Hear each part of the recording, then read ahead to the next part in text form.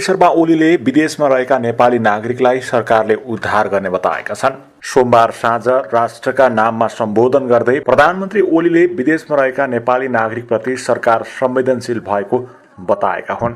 आदरणीय दिदीबहिनी तथा दाजुभाइहरू, आज विश्व कोरोना भाइरसको महामारीबाट आक्रान्त छ र यसका विरुद्धको लडाईँमा सरिक छ र त्यसका विरुद्ध हामी पनि लडिरहेका छौँ। यसै क्रममा मुलुक 62 दिनदेखि लकडाउनमा छ। कुनै मानवीय क्षति नहोस् भन्ने हाम्रो अथक प्रयासका बावजुद यसबीचमा नेपालभित्र हाम्रा 3 जना नागरिकको दुःखद निधन भएको छ।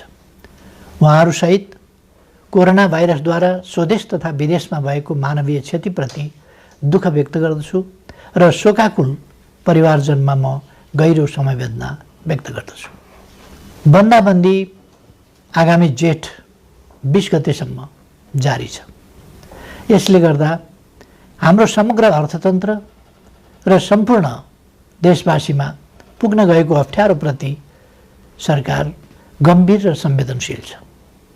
कोरोना महामारीबाट जनतालाई मुक्त गर्ने, यसबाट सृजित सङ्कटबाट मुलुकको अर्थतन्त्रलाई रक्षा गर्ने र रोग तथा भोगबाट आफ्ना जनतालाई जोगाउने कामलाई सरकारले आफ्नो प्रमुख दायित्व ठानेको छ।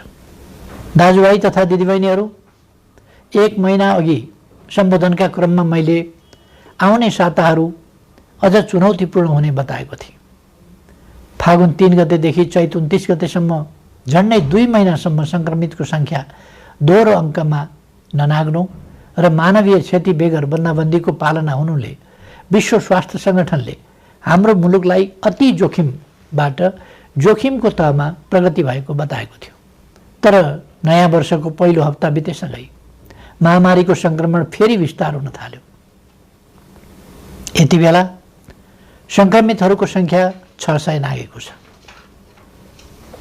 आसन्न जोखिमले हामीलाई थप सजग हुन, अझ उच्च योजनाका साथ सङ्क्रमणलाई नियन्त्रण गर्न र राज्यका सबै अङ्गहरूलाई महसुस हुने गरी अझ चुस्त र प्रभावकारी बनाउन माग गरेको छ। यस महामारीलाई नियन्त्रण गर्न प्रारम्भिक दिनका तयारीमा केही अलमल जस्तो देखिए तापनि हालसम्म आइपुग्दा हामीले लिएका कदमहरू सफल भएका छौँ। लकडाउनले जीवनलाई असहज त बनाएको छ, तर यसले सामाजिक दूरी कायम गर्न, केसहरू पहिचान गर्न, आइसोलेसनमा राख्न र सम्पर्कित व्यक्ति पत्ता लगाउन मद्दत पुर्याएको छ। समयमै गरिएको लकडाउन, अन्तर्राष्ट्रिय सीमा नाका र उडानहरू बन्द गर्ने निर्णय र समयमै तय गरेको अस्पताल सेवा सञ्चालन कार्यविधिको तर्जुमा र कार्यान्वयन लगायतका कदमहरूले महामारीबाट हुन सक्ने डरलाग्दो क्षतिलाई जोगाएको छ। यसबीचमा 2 महिनाका शिशुदेखि 81 वर्षीय वृद्धासम्मलाई निको पार्न सकिनुलाई उपलब्धिका रूपमा लिइनुपर्दछ। यसरी दक्षिण एसियाका कतिपय मुलुकहरूको तुलनामा नेपालमा महामारी नियन्त्रणको स्थिति प्रभावकारी छ, तर त्यो ढुक्क भएर बस्ने स्थितिमा भने छैन। कोरोना विरुद्धको हाम्रो लडाईँ निकै चुनौतीपूर्ण र लामो छ भन्ने यथार्थप्रति सरकार सचेत छ। आपूर्तिका सीमित स्रोत भएका कारण औषधि र स्वास्थ्य उपकरणको खरिदमा सिर्जना भएका केही अप्ठ्याराहरू हल भएका छन्। एकमात्र प्रयोगशालाबाट सुरु भएको कोभिड-19 को परीक्षणलाई 7वटै प्रदेशसम्म विस्तार गर्दै 20 भन्दा बढी प्रयोगशालाबाट अहिले तीव्र बनाइएको छ। परीक्षणको दायरालाई विस्तार गर्न, किट तथा औषधिको प्रबन्ध द्रुत गतिमा गरी यसलाई यथाशीघ्र अझै उन्नत बनाइनेछ। विज्ञहरूले दिएको सल्लाह बमोजिम कम्तीमा जनसङ्ख्याको 2% परीक्षण विस्तार गर्ने योजनामा सरकार छ। प्रत्येक स्थानीय तहलाई कोभिड-19सँग जुझ्न सक्ने गरी स्वास्थ्य सुरक्षा, स्वास्थ्य सेवा, आधारभूत वस्तुहरूको आपूर्ति र शान्ति सुव्यवस्था कायम गर्न सक्ने तुल्याउन सङ्घ र प्रदेश बीचको सहकार्यलाई थप प्रभावकारी बनाइनेछ। खास गरी क्वारेन्टाइनको प्रबन्ध, राहत वितरण, आपूर्ति प्रणालीको व्यवस्थापन र अनुगमनमा स्थानीय तहलाई सक्षम पार्ने गरी साझेदारी अघि बढाइनेछ। क्वारेन्टिनको सङ्ख्या बढाउने र त्यसको स्तरमा पुनरावलोकन गरी व्यापक सुधार गरिनेछ। आवश्यकता अनुसार बन्द अवस्थामा रहेका होटल तथा उपयुक्त सार्वजनिक संरचनाहरूलाई समेत क्वारेन्टिनको रूपमा प्रयोग गर्ने बारेमा समेत योजना बनाइएको छ। केन्द्रीय योजना र स्थानीय तहको व्यवस्थापनमा सङ्क्रमित नागरिकको स्वास्थ्योपचार र क्वारेन्टिनमा राखिएका व्यक्तिहरूको खानपान तथा हेरचाह व्यवस्थित गरिनेछ। महामारी विस्तार भएको ठाउँलाई सिल गरी त्यहाँ युद्ध स्तरमा परीक्षण तथा नियन्त्रणको कार्यलाई अघि बढाइनेछ। महामारी अहिले फैलिँदो अवस्थामा छ। यस महामारीसँग जुझ्न सबै सरकारी निकायहरू चुस्त र प्रभावकारी हुनै पर्दछ। समयको चुनौती सामना गर्न नसक्ने कुनै पनि संरचनाको नेतृत्वको तत्काल पुनर्व्यवस्था गरिनेछ। राष्ट्रिय सङ्कटको यस घडीमा खेलेको भूमिकालाई नै सम्बन्धित व्यक्तिको मूल्याङ्कनको मुख्य आधार बनाउँदै दण्ड र पुरस्कारको व्यवस्था गरिनेछ। कोरोना महामारी विरुद्ध एकीकृत कमान्ड एवं केन्द्रीय योजनालाई थप प्रभावकारी बनाइनेछ। सङ्घ, प्रदेश र स्थानीय तहबीच कोरोना सङ्क्रमण रोकथाम र नियन्त्रणका क्षेत्रमा जीवन्त सूचना संवाद तथा प्रभावकारी समन्वयका लागि तीनवटै तहमा सम्पर्क व्यक्ति वा निकाय तोकी विद्यमान संस्थागत व्यवस्थालाई अझ चुस्त तुल्याइनेछ।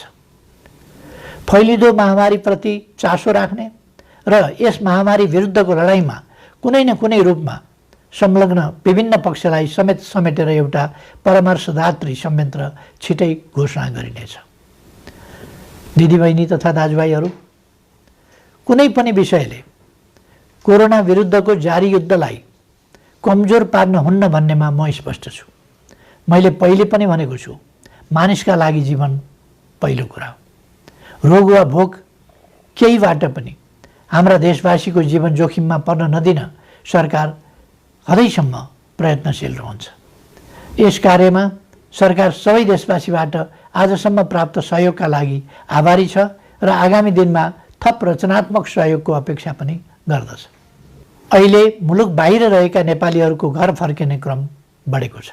मैले नेपालीहरूको ठूलो सङ्ख्यामा कार्यरत रहेका मुलुकका सरकार तथा राष्ट्र प्रमुखसँग गम्भीर संवाद गरेको छु। नेपालीहरूको अप्ठ्यारोमा सहयोग गर्न मैले गरेको आग्रहमा उहाँहरूले निश्चिन्त रहन आश्वस्त पार्नु भएको छ। म उहाँहरू सबैलाई धन्यवाद भन्न चाहन्छु।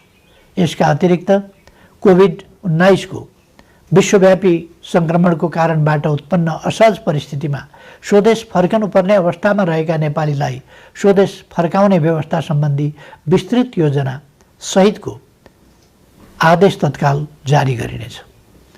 विश्वका जुनसुकै कुनामा अप्ठ्यारोमा परेका आफ्ना देशवासीहरूलाई सरकारले समयमै उद्धार गर्छ। समस्याको प्राथमिकता र देशभित्रको तयारीका बीच सन्तुलन मिलाउँदै यो काम छिट्टै सुरु गरिनेछ।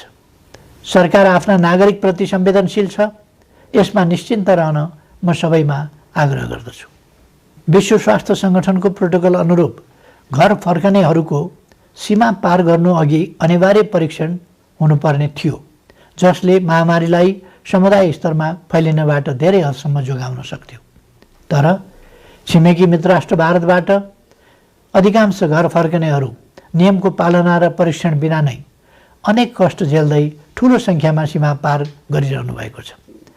परीक्षणको अभावमा महामारी तीव्र गतिमा फैलिनमा यसले पनि योगदान गरिरहेको छ।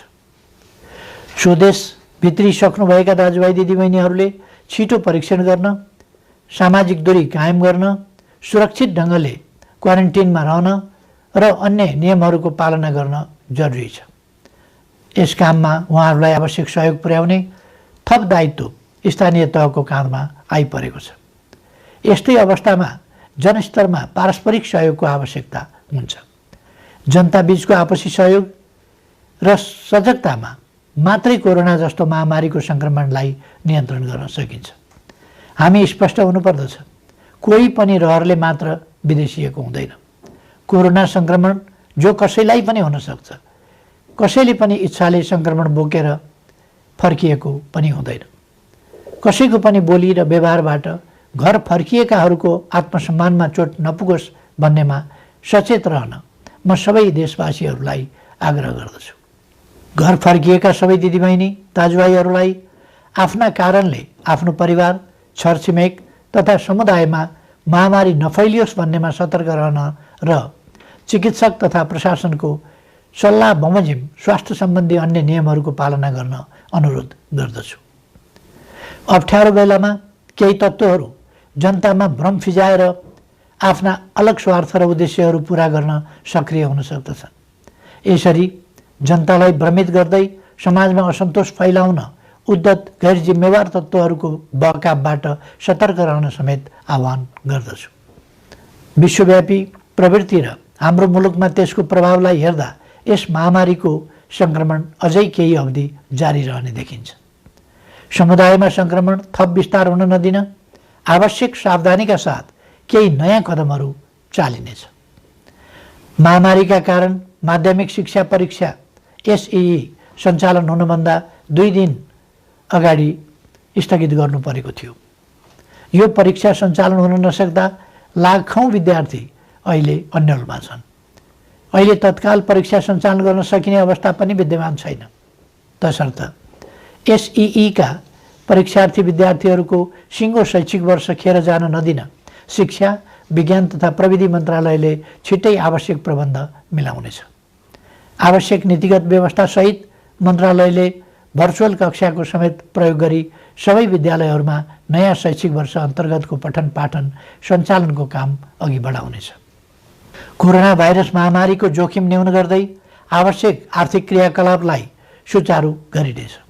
सरकारको नीति तथा कार्यक्रममा जोड दिइए अनुरूप खेतीपातीको याम खेर जान नदिन सामाजिक दूरी र आवश्यक परहेजलाई ख्याल गरी कृषि कार्य अघि बढाइनेछ। समुदायमा सङ्क्रमण फैलिन नदिन मानिसको आवागमनलाई आवश्यक मात्रामा सीमित गर्ने गरी प्रशासनिक कडाइलाई भने कायमै राखिनेछ। कोरोना महामारीका कारण थपिन सक्ने गरिबी र बेरोजगारीलाई समाधान गर्न कृषि क्षेत्रको अहम भूमिका हुने कुराप्रति सरकार सचेत छ। ठुलो मात्रामा आधुनिक यन्त्र र प्रविधिको प्रयोग गरी व्यावसायिकीय कृषि उत्पादनको कार्य अपेक्षित मात्रामा हुन नसक्नु, मेहनत तथा लगानी गर्ने उत्पादक र मूल्य तिरेर खरिद गर्ने उपभोक्ताको अहित हुने, तर किसान र उपभोक्ताको बीचमा रहने बिचौलियाले भने अनुचित फाइदा उठाउने जस्ता समस्या कृषि क्षेत्रमा रहेको आजको गम्भीर समस्या हो। यस समस्यालाई सम्बोधन गर्न आवश्यक खाद्य वस्तुहरूको आयातलाई घटाउने, कृषिमा आत्मनिर्भर हुने, क्रमशः कृषि उत्पादनको निर्यात तीव्र पार्ने र कृषि क्षेत्रमा ठुलो मात्रामा रोजगारी र स्वरोजगारी सृजना गर्ने कार्यक्रम हालै संसदबाट नीति तथा कार्यक्रमका रूपमा पारित गरिसकिएको छ। कोरोना महामारीका बीच पनि अर्थतन्त्रलाई चलायमान राख्ने र राष्ट्रिय गौरवका आयोजना लगायत कतिपय विकास आयोजनालाई अगाडि बढाउने हाम्रो प्रयास र प्रयोग सफल भएको छ। कोरोना महामारी बीच पनि माथिल्लो तामाकोशी, मेलम्ची, पोखरा, भैरवा र काठमाडौँ विमानस्थल निर्माण विस्तार तथा रानी पोखरी, धरहरा लगायत पुनर्निर्माणका काम अगाडि बढाउन सकिएको छ। यसले कोरोनालाई छल्दै विकासका काम अगाडि बढाउन सकिन्छ भन्ने पुष्टि भएको छ। अब नियन्त्रणको सीमाभित्र रहन सक्ने थप उद्योगहरूलाई सञ्चालनको अनुमति दिइनेछ। काममा आउने आफ्ना श्रमिकलाई समुदायमा छ्यासमिस नहुने प्रबन्ध गर्ने शर्तमा जुन जुन जिल्लाका श्रमिक हुन् तिनीहरूलाई पहिले कोरोना परीक्षण गरी प्रशासनको निगरानीमा उद्योग व्यवसाय सञ्चालन हुने स्थानमा ल्याउने प्रबन्ध मिलाइनेछ।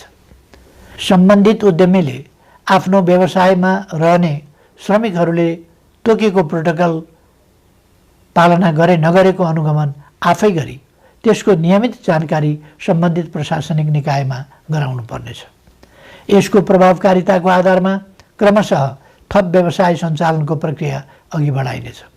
दैनिक आवश्यक वस्तुहरूको आपूर्ति सहज तुल्याउने र आन्तरिक उत्पादन वृद्धिका लागि कच्चा पदार्थदेखि उत्पादित वस्तुको बजारसम्मको श्रृङ्खला अवरुद्ध हुन दिइने छैन। आवश्यक वस्तुहरूको आन्तरिक ढुवानी र आयात निर्यात सहज बनाइनेछ। कोरोना महामारीको असरबाट क्षति भएका औद्योगिक व्यावसायिक क्षेत्रका लागि राहत सुविधाको व्यवस्था सरकारले गर्नेछ।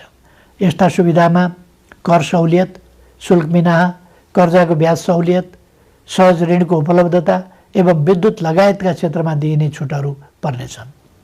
निजी क्षेत्र सबल नहुँदा अर्थतन्त्र सबल हुन सक्दैन भन्ने यथार्थलाई सरकारले राम्रोसँग बुझेको छ।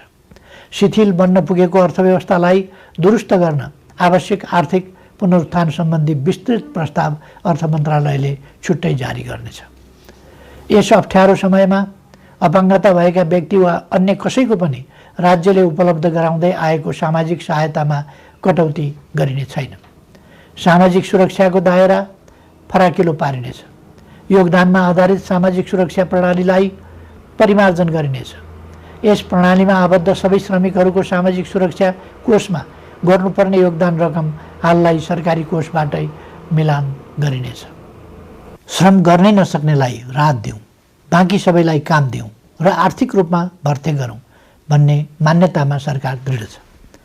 प्रधानमन्त्रीको नेतृत्वमा रहेको प्राकृतिक विपत्ति न्यूनीकरण तथा समस्या समाधान कोष र गृहमन्त्रीको नेतृत्वमा रहेको प्राकृतिक विपत्ति राहत कोषमा समेत रहेको रकमको महत्त्वपूर्ण हिस्सा कोरोना सङ्क्रमण रोकथाम, नियन्त्रण तथा उपचार कोषमा हस्तान्तरण गरिनेछ, जसबाट कोरोना रोकथाम, नियन्त्रण र उपचारमा थप योगदान पुग्नेछ। यति बेला विदेशमा रोजगारी गुमेर ठुलो सङ्ख्यामा हाम्रा श्रमिकहरू स्वदेश फर्किनु भएको छ। साथै कोरोना महामारीका कारण नेपालमा कार्यरत विदेशी श्रमिकहरू पनि ठुलो सङ्ख्यामा आफ्नो देशमा फर्केको या फर्कने अवस्था रहेको छ। मुलुकमा विद्यमान र यस्ता विभिन्न ढङ्गले सिर्जना भएका रोजगारीका अवसर, विदेशमा रोजगारी गुमाएर स्वदेश फर्किएका र स्वदेशमै रोजगारविहीन नेपालीहरूलाई उपलब्ध गराइनेछ। यसका लागि आवश्यक पर्ने उपयुक्त सिप र तालिमको व्यवस्था सरकारले गर्नेछ। कृषि, साना तथा मझौला उद्योग, व्यवसाय, निर्माण तथा सेवा क्षेत्रमा स्वरोजगारी सृजना गरी आत्मनिर्भर अर्थतन्त्रको गन्तव्यमा अघि बढ्ने विषय पहिले नै चर्चा गरिएको छ। सङ्घ, प्रदेश र स्थानीय तहको सहकार्यमा पारिश्रमिक सहितको जनसहभागिता र प्रविधि सहितको श्रममूलक विकास निर्माणका कार्यहरू स्थानीय तहमा सञ्चालन गरिनेछ। प्रधानमन्त्री रोजगार कार्यक्रम अन्तर्गतको रोजगार सेवा केन्द्रलाई श्रम ब्याङ्कको रूपमा अघि बढाई सूचीकृत श्रमिकलाई उपलब्ध रोजगारीमा परिचालन गरिनेछ। स्थानीय तहहरूले स्वदेश फर्की बेरोजगार रहेका र स्वदेशमै रही रोजगारीको अवसर नपाएकाहरूलाई रोजगार सेवा केन्द्रमा दर्ता हुनका लागि सहजीकरण गर्नेछ। दिदीबहिनी तथा दाजुभाइहरू, कोरोना भाइरसको महामारी हत्तपत्त नहट्न पनि सक्छ भन्ने वास्तविकतालाई हामीले आत्मसात गर्नुपर्दछ। भाइरसको औषधि छैन, यस भाइरसको पनि औषधि छैन। विज्ञहरू भनिरहेका छन्, यस भाइरसका विरुद्धको नयाँ खोप पत्ता नलागेसम्म यस महामारी विरुद्ध नियन्त्रण गर्ने उपलब्ध उपाय भनेकै हाम्रो आनीबानी र आहार विहारमा आवश्यक सतर्कता अपनाउनु हो। हालसम्मका उपायहरू हुन् भाइरसलाई व्यक्तिबाट व्यक्तिमा सर्न नदिन, सामाजिक दूरी कायम गर्ने र हरेक व्यक्तिमा प्रतिरोधी क्षमता वृद्धि गर्ने। सोचौँ, हुने खाने हुन् वा हुँदा खानेको अचारको रूपमा होस् वा तरकारी, हाम्रा भान्सामा प्रयोग हुने केही तत्त्वहरूमा किन समानता पाइन्छ? किनकि त्यसमा औषधीय तत्त्व छ। हाम्रा पूर्वजहरूले हजारौँ वर्ष अगाडिदेखि गहिरो अनुसन्धान गरेर प्रचलनको रूपमा अगाडि सारेका, हाम्रो भान्सामा प्रयोग हुँदै आएका ती औषधीय तत्त्वले रोगको प्रतिरोध क्षमता बढाउन बल पुर्याइरहेका छन्। तसर्थ निरोगी नेपाल निर्माणका लागि 5 कार्य गर्न आग्रह गर्दछु। पहिलो, यस महामारीसँग लड्दै निरोगी नेपाल निर्माणमा आफूलाई तयार राख्न उपलब्ध आहारलाई स्वच्छ र सन्तुलित बनाऊ। दोस्रो, लकडाउनको समयमा उपलब्ध फुर्सदलाई स्वस्थ रहन उपयोग गरौँ। शारीरिक र श्वास प्रश्वासको चुस्तताको लागि घरैभित्र व्यायामलाई निरन्तरता दिउँ।